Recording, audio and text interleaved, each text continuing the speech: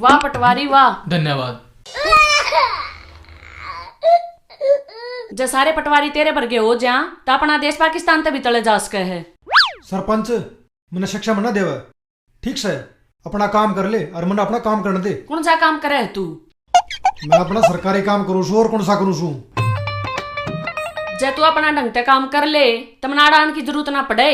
या सरपंच वाली दोस्त है ना, किसी और ने दिखाइए। अरे सुन, तू सिर्फ 5 साल खातर सरपंच है और मैं 58 साल खातर छू। जब तक मेरी 58 साल की उम्र होगी ना, इतना मैंने नियोजी से लेने से और मेरे सरकारी काम में बाधा मत न डाला। गरीबा के कागजा पे तो तू साइन करता नहीं और अमीरा क्या पैसे ले लेकर करे है। मैंने शिक्षा मत न दे, नौकर मैं सरकार का छू, तेरा नहीं। तू क्यों बेड़ा कर करने लग रहा है देश का? शर्म नहीं आती तने? शर्म तक घर को नहीं चल रहा है, ठीक। मैं शर्म करूंगा तो मेरे बालक भूखे मर जाएंगे।